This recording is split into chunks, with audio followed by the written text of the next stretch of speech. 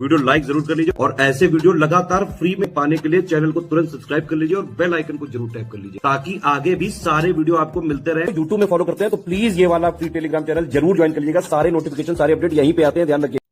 Hello everyone, welcome to ROARO by study for civil services. Myself Alka Pandey. तो दोस्तों, इस video में हम देख रहे हैं प्राचीन भारत का इतिहास और आज का हमारा टॉपिक रहेगा राष्ट्रकूट वंश। राष्ट्रकूट वंश की अगर बात करें तो इसका संस्थापक था दंती दुर्ग, ठीक है। और इसकी प्रारंभिक राजधानी जो थी वो मयूर खिंडी थी, ठीक है के। तो ये देख लीजिएगा, संस्थापक इसका था दंती दुर्ग, राष्ट्रकूटों का प्रारंभिक राजधानी थी मयूर खिंडी। लेकिन बाद में अमोघ वर्ष आता है, ये क्या करता है कि यहाँ की राजधानी को मयूर खिंडी से हटा करके मानेखेत बना देता है, मानेखेत को, ठीक है। तो राष्ट्रकूट दक्षिण भारत का प्रमुख राजवंश था। ये बादामी चालुक्यों के सामंत था। ये एग्ज़ाम में पूछा गया है कि बादामी चालुक्यों के सामंत या फिर उनके समकालीन कौन था? राष्ट्रकूट थे, ठीक है।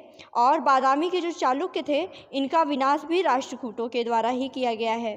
कृष्ण तृतीय के लेखों से ज्ञात होता है कि राष्ट्रकूट जो थे वो तुंग के वंशज थे, ठीक है। अब एक एक करके इनके प्रमुख शासकों के बारे में देखेंगे। अभी हमें क्या पता चला कि प्रारंभिक राजधानी थी मयूर खिंडी, जिसको हटा करके अमोघ वर्ष ने मानेखेत कर दिया। संस्थापक था दंती दुर्ग और राष्ट्रकूट जो थे वो बादामी के चालुक्यों के सामंत थे, ठीक है। फिर है, सबसे पहले संस्थापक से शुरू करते हैं दंती दुर्ग। 733 से लेकर के 756 ईस्वी। तो दंती दुर्ग जो है चालुक्य राजा कीर्तिवर्मन द्वितीय का सामंत था, ठीक है। और जिसने बाद में चालुक्य साम्राज्य के उत्तरी क्षेत्र का नियंत्रण करते हुए इसको नियंत्रण अपने हाथ में लेकर के राष्ट्रकूट साम्राज्य की स्थापना की और 773 ईस्वी में गद्दी पे बैठ गया, ठीक है। तो सबसे पहले कीर्तिवर्मन द्वितीय का सामंत दंती दुर्ग था। उत्तरी क्षेत्र का नियंत्रण हाथ में लेकर के राष्ट्रकूट वंश की स्थापना कर दी। लेकिन अगर राष्ट्रकूटों की अगर बात करें तो ये एक सत्ता के रूप में 753 ईस्वी में उभरा, ठीक है। प्रारंभ में दंती दुर्ग ने सिंध के अरबों को हराया था, ठीक है। और इसी उपलक्ष्य में दंती दुर्ग को चालुक्य सम्राट विक्रमादित्य द्वितीय से पृथ्वी वल्लभ और खड़ावलोक की उपाधियाँ मिली थीं।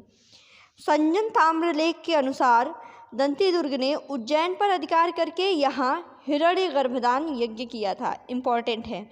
इसके अलावा महाराजाधिराज, परमेश्वर, परम भट्टारक, ये सब उपाधियाँ इसके पास थीं, ठीक है। इसके बाद हैं 756 से लेकर 774 ईस्वी तक कृष्ण प्रथम। तो दंती दुर्ग की उपाधि शुभ तुंग और अकाल वर्ष थी। ये दंती दुर्ग का चाचा था, ठीक है, कृष्ण प्रथम। इसने राष्ट्रकूट साम्राज्य का विस्तार किया और आज का जो कर्नाटक वाला एरिया है और कोंकण का प्रमुख हिस्सा ये अपने कब्जे में कर लिया था। दंती दुर्ग का उत्तराधिकारी कृष्ण प्रथम था, जिसने एलोरा के सुप्रसिद्ध कैलाशनाथ मंदिर का निर्माण कराया था। बहुत ज़्यादा इम्पॉर्टेंट है। दंती दुर्ग का उत्तराधिकारी था कृष्ण प्रथम और इसी ने एलोरा के सुप्रसिद्ध कैलाशनाथ मंदिर का निर्माण कराया था। एग्ज़ाम में पूछा भी जाता है, या तो राजा का नाम पूछेगा कृष्ण प्रथम या तो वंश का नाम पूछेगा। तो ये कैलाशनाथ मंदिर का निर्माण एलोरा के ये राष्ट्रकूटों के द्वारा कराया गया है। अब आगे बढ़ते हैं। ध्रुव 780 से लेके 793 ईस्वी। कलिवल्लभ, निरूपम, धारावर्ष, ये सब ध्रुव की उपाधियाँ थीं। इनके शासनकाल में कावेरी नदी और मध्य भारत तक एक साम्राज्य के रूप में विस्तृत हुआ था राष्ट्रकूट वंश। इन्होंने उत्तर भारत के शक्ति स्थल कन्नौज पर सफल अभियान का नेतृत्व किया, जहां उनको गुर्जर प्रतिहार नागभट्ट द्वितीय और बंगाल के पाल धर्मपाल को इन्होंने हराया था। पाल वंश वगैरह के बारे में आगे हम देखेंगे, लेकिन हाँ, ध्रुव ने नागभट्ट द्वितीय और धर्मपाल को हराया था और इसी के समय में त्रिपक्षीय संघर्ष की शुरुआत हुई थी। फिर आते हैं गोविंद तृतीय, 793 से लेकर के 814 ईस्वी तक। इनका उपनाम था जगत तुंग। सर्वप्रथम गोविंद तृतीय ने भाई इंद्र की मदद से दूसरे विद्रोही भाई स्तंभ के नेतृत्व में बने 12 राजाओं के संघ को पराजित कर दिया था। इन्होंने वेंगी के चालुक्य शासक विक्रमादित्य से झाड़ू लगवाया था और गोविंद तृतीय ने लंका के राजा एवं मंत्री को हालापुर में ला करके बंदी बना करके रखा था, ठीक है। ये इंपॉर्टेंट फैक्ट हैं गोविंद तृतीय के बारे में। फिर आते हैं इम्पॉर्टेंट एक 814 से लेके 878 ईस्वी तक अमोघ वर्ष। अमोघ वर्ष जो थे वो गोविंद तृतीय के पुत्र थे। इनके पास वीर नारायण की उपाधि थी, जो इन्होंने चालुक्य शासक को हरा करके धारण की थी। इन्होंने राष्ट्रकूटों में ये सबसे प्रसिद्ध राजा थे और इन्होंने क्या किया था कि राजधानी को हटा करके मान्यखेत में नई राजधानी मान्यखेत बनाई थी, जो कि आधुनिक मलखेद है। ठीक है। सुलेमान जो है अमोघ वर्ष के दरबार में 851 ईस्वी में आया था। इसने वनवासी में जैन विहार बनवाया और गुणभद्र को अपने पुत्र का शिक्षक नियुक्त किया था। ये जो था अमोघ वर्ष की अगर बात करें तो ये दिगंबर अनुयायी था और मान्यखेत नगर का निर्माता अमोघ वर्ष प्रथम था। मान्यखेत, ठीक है, राष्ट्रकूटों की नई राजधानी। फिर है ये जो था ये साहित्य का संरक्षक था। अमोघ वर्ष के बारे में है, ये साहित्य का संरक्षक था और खुद भी इसको कन्नड़ और संस्कृत के ये दक्ष विद्वान थे। ठीक है, खुद भी ये कन्नड़ और संस्कृत का बहुत अच्छा ज्ञाता था और कवि राजमार्ग प्रारंभिक कन्नड़ काव्य और संस्कृत में प्रश्नोत्तर रत्नमलिका लिखी थी। ठीक है, याद रखिएगा रत्नमलिका किसकी रचना है? अमोघ वर्ष की। और प्रारंभिक कन्नड़ काव्य कविराज मार्ग ये भी अमोघ वर्ष। इसके बाद ये जो रचनाएं हैं इनका तिब्बती भाषा में अनुवाद हुआ था। तो ये अमोघ वर्ष के बारे में चीज़ें हैं। फिर और उसके बारे में बात करें तो देखिए धार्मिक स्वभाव के कारण उसकी कला और साहित्य में भी रुचि थी। ये एक प्रकार का शांति प्रिय राजा था और जिसकी तुलना प्रायः सम्राट अशोक से की जाती है। याद रखिएगा अमोघ वर्ष प्रथम की तुलना की जाती है सम्राट अशोक से और इन्हें ही दक्षिण का अशोक कहा जाता है। विद्वानों को संरक्षण देने पर गुप्त सम्राट विक्रमादित्य से भी इनकी तुलना की गई है। ठीक है, दक्षिण का अशोक एग्जाम में बहुत बार पूछा गया है, मोस्ट इम्पॉर्टेंट है। हम आपको इतना ही यहाँ पे अपने क्लासेस में पढ़ाते हैं जितना आपके एग्ज़ाम के लिए इम्पॉर्टेंट है। तो बिल्कुल या तो नोट्स बनाते जाइए या फिर ऐसे ही आप पढ़ते जाइए, इसको बार बार सुनिए, लर्न कर लेंगे। फिर अगला राजा आता है इंद्र तृतीय, जो कि 914 ईस्वी से लेकर के 929 ईस्वी तक। तो इसमें क्या था कि 1915 में प्रतिहार राजा महिपाल प्रथम को इन्होंने हराया था और कन्नौज पर अधिकार कर लिया था। ये पहला राष्ट्रकूट शासक था जिसने कन्नौज पर अधिकार किया था। इंद्र तृतीय इंपॉर्टेंट है। और इसके समकालीन प्रतिहार शासक कौन थे? महिपाल थे। इसने कोल्लल की पौत्री विजाम्बा से शादी की थी, विवाह किया था और चेदी में एक विजय स्तंभ स्थापित किया था। ये शैव धर्मानुयायी था। ठीक है, और इसकी उपाधि क्या थी? परम माहेश्वर। इंद्र तृतीय की बात करें तो कन्नौज पर अधिकार करने वाला पहला शासक शैव अनुयायी था और इसके पास उपाधि थी परमा माहेश्वर। ठीक है, फिर हैं आखिरी में कृष्ण तृतीय, जो कि 939 से लेकर 967 ईस्वी तक ये अंतिम महान राष्ट्रकूट राजा थे। ठीक है, जिन्होंने अपने राज्य को संगठित करके नर्मदा से कावेरी नदी तक फैलाया था, उत्तरी तमिल देश तोंडाईमल्लमंडलम में राज्य में मिलाया था और सिलोन के राजा पर भी कर लगाया था। सिलोन मतलब श्रीलंका, इन्होंने कर भी लगाया था। कृष्ण तृतीय लगभग 949 ईस्वी में चोल राजा पारंतक प्रथम को इन्होंने हराया था और चोल राज्य के उत्तरी हिस्से पर भी कब्जा कर लिया था। बाद में उन्होंने रामेश्वरम की ओर कूच किया, जहाँ पे विजय स्तंभ की स्थापना की और मंदिर का निर्माण भी करवाया था। ठीक है, तो ये हमने देख लिया राष्ट्रकूट वंश के बारे में, उनका संस्थापक, उसमें प्रमुख राजाओं के बारे में। इसके बाद है राष्ट्रकूट वंश के बाद हम देखेंगे पाल वंश के बारे में। तो 8वीं शताब्दी के आसपास गोपाल ने पाल राजवंश की नींव रखी थी। बाद में सभी राजाओं के आगे पाल जुड़ता गया, जैसे गोपाल, धर्मपाल, देवपाल, ये सारे पाल वंश के शासक थे। ठीक है, जिसका प्राकृत भाषा में जो अर्थ होता है वो होता है रक्षक, रक्षा करने वाला, मतलब पाल। फिर पाल राज्य में बंगाल और बिहार भी शामिल थे, जिसमें आपका पाटलिपुत्र है, विक्रमपुरा, रामवती, वरेंद्र, मोगायर, मुंगेर, ताम्रलिपि, जगद्दल जैसे प्रमुख शहर शामिल थे। पाल जो है राष्ट्रकूट और प्रतिहारों के बीच त्रिपक्षीय संघर्ष जारी रहा। ठीक है, एग्जाम में पूछा गया है कि त्रिपक्षीय संघर्ष जो है वो किनके बीच रहा है, तो त्रिपक्षीय संघर्ष में पाल, राष्ट्रकूट और प्रतिहार थे। ठीक है, फिर बिहार और आधुनिक पूर्वी उत्तर प्रदेश के क्षेत्र इसमें विवाद का जड़ बने रहे। पहला राजा बौद्ध धर्म, खासकर महायान और बौद्ध धर्म के तांत्रिक संप्रदाय के अनुयायी थे। ठीक है, पाल जो थे वो बौद्ध धर्म खास करके वो बौद्ध धर्म में भी महायान और बौद्ध धर्म के तांत्रिक संप्रदाय के अनुयायी थे।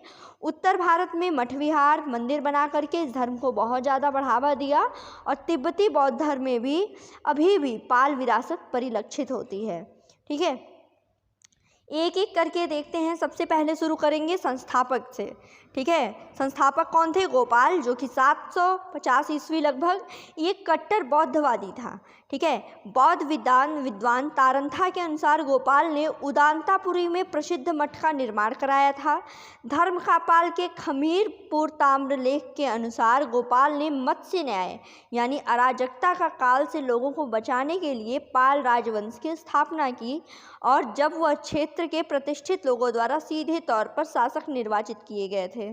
ठीक है, फिर इसका स्थापना क्यों किया गया था? पाल वंश का अराजकता के काल से लोगों को बचाने के लिए। इसके बाद गोपाल के बाद आते हैं धर्मपाल, जो कि 770 से लेकर के 810 ईस्वी। धर्मपाल ने एक बार कन्नौज पर अधिकार कर लिया था और यहाँ समस्त उत्तरापथ के राजाओं की सभा की थी। धर्मपाल ने राष्ट्रकूट की राजकुमारी रत्ना देवी से विवाह किया था। इसने नालंदा का पुनरुद्धार किया था। विक्रमशिला विश्वविद्यालय वारेंद्र के सोयपुर सोमकुपुर विहार की स्थापना की थी, जिसके अवशेष पहाड़पुरा से मिलते हैं। ठीक है, इसने धर्मपाल ने एक बौद्ध लेखक थे हरिभद्र, जिनको संरक्षण दिया था और हरिभद्र अष्टसहस्रिका प्रजन्य पारमिता के लेखक थे। ठीक है, धर्मपाल के बारे में काफ़ी चीज़ें इंपॉर्टेंट है। सबसे पहले तो इनका विवाह जो है राष्ट्रकूट राजकुमारी रन्ना देवी से हुआ था। धर्मपाल ने ही नालंदा का पुनरुद्धार किया था, विक्रमशिला विश्वविद्यालय की स्थापना की थी, वारेंद्र के सोयपुर विहार की भी स्थापना की थी। ठीक है, यह है धर्मपाल के बारे में। और इसी के टाइम में बौद्ध लेखक हरिभद्र को भी संरक्षण प्राप्त था। फिर आते हैं देवपाल, जो कि 810 से लेकर के 850 ईस्वी। ये धर्मपाल और रन्ना देवी के पुत्र थे। इनका पाल वंश का सबसे प्रतापी राजा था देवपाल। ठीक है, और इसका सेनापति उसका चचेरा भाई जयपाल था, जिसने अनेक युद्ध देवपाल की तरफ से लड़े थे। ठीक है, राजा देवपाल था और चचेरा भाई उसका जयपाल सेनापति था। पाल इसलिए लगा है क्योंकि पाल का मतलब होता था प्राकृत भाषा में संरक्षक, और गोपाल ने जब से ये पाल वंश की स्थापना की थी, उसके बाद सभी राजाओं के आगे पाल लगने लगा। ठीक है, ये बौद्ध धर्म के महान संरक्षक भी थे देवपाल। बौद्ध परंपरा के अनुसार शैलेंद्र वंश के राजा, जो कि बालपुत्र देव थे, ये स्वर्णद्वीप के शासक थे, जो कि इंडोनेशियाई द्वीप समूह से संबंधित है, जिसमें मलाया, जावा, सुमात्रा और अन्य पड़ोसी द्वीप भी शामिल हैं। उसने नालंदा के मठों के लिए 5 गांवों का अनुदान देने का अनुरोध किया। उसने उस अनुरोध को स्वीकारा और वीर दे के नालंदा मठ के प्रमुख के रूप में नियुक्त किया। ठीक है, बौद्ध विद्वान वज्रदत्ता, जो कि लोकेश्वराष्टक के लेखक हैं, ये देवपाल के राजकवि थे वज्रदत्ता। ठीक है, 9वीं शताब्दी में मध्य भारत की यात्रा पर आए अरब व्यापारी सुलेमान ने पाल साम्राज्य को रूहिमी या रुहमा धर्म कहा है। ठीक है, तो ये सारी चीज़ें हैं देवपाल के बारे में, जो कि पूरे पाल वंश का सबसे प्रतापी शासक था।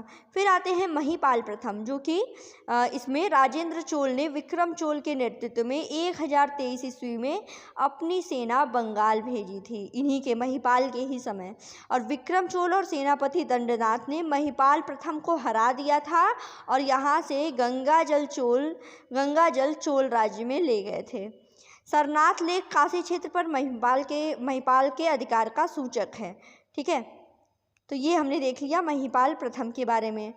और आखिरी में अंतिम मजबूत शासक थे रामपाल। ठीक है, महिपाल के बाद जिसने कामरूप और कलिंग पर नियंत्रण पाया था रामपाल ने।